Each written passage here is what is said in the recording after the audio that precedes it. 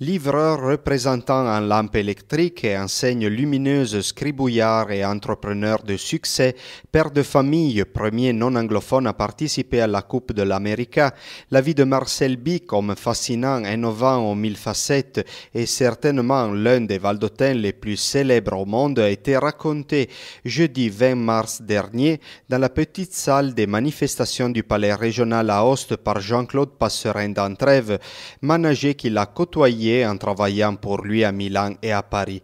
La conférence a été introduite par Edith Ravaud, consul général de France à Turin et à Gênes, qui était à Aoste à l'occasion des Journées de la francophonie.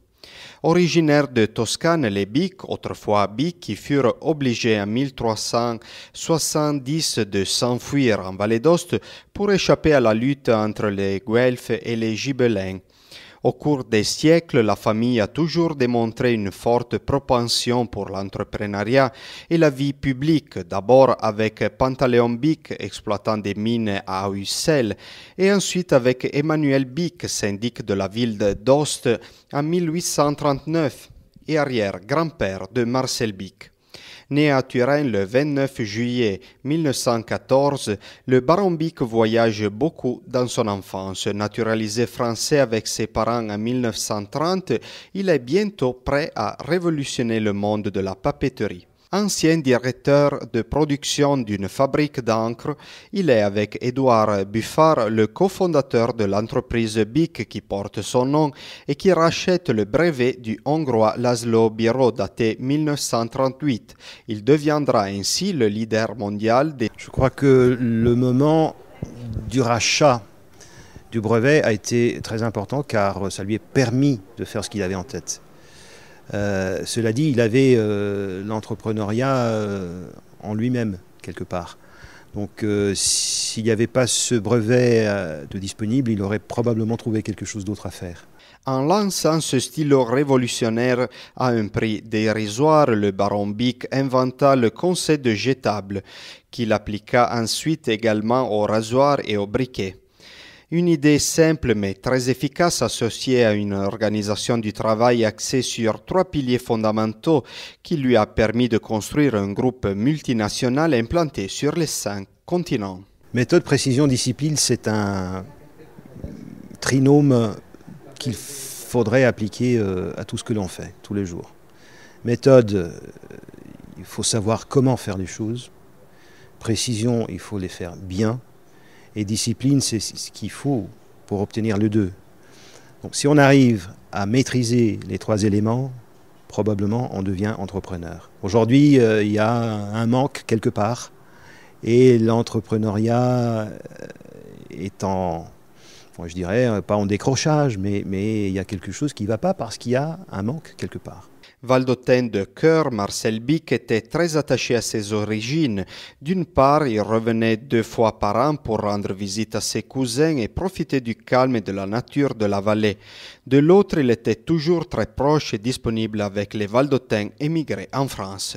La vallée d'Aoste, c'était quand même une petite région on ne connaissait pas forcément en France, mais tout le monde connaissait Bicq. Tout le monde avait des stylos Bicq. Et pour les migrations valdôtaines à Paris, qui étaient formées de gens assez modestes, c'était vraiment une fierté d'avoir parmi cette immigration valdôtaine à Paris, d'avoir quelqu'un d'aussi, disons, important et qui avait réalisé une œuvre aussi extraordinaire que ces pointes Bicq qui étaient connues dans le monde entier. Et d'ailleurs, quand on disait Bicq est un Valdôtain, les gens ne nous croyaient pas. Lorsqu'il y avait la fête valdôtaine, l'arbre de Noël valdôtain à Paris au mois de janvier, il y avait une tombola et on s'adressait toujours à la société Bicq et au baron Bicq pour demander quelques lots pour la tombola. Et il nous les donnait bien volontiers et comme ça on était très très fiers, très contents.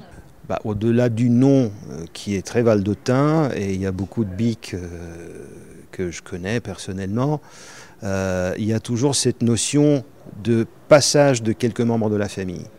Aujourd'hui, une des filles possède un appartement à Courmayeur, elle vient régulièrement, toujours avec la passion de son père. Donc ce qui reste finalement, c'est cette notion de Vallée d'Aoste maison, fief, origine, qu'il a pu transmettre dans le sang de ses enfants, qui aiment autant que lui notre vallée. Le 30 mai 1994, Marcel Bicq s'est éteint dans sa propriété de Neuilly-sur-Seine. 20 ans plus tard, sa création reste fortement marquée par son empreinte.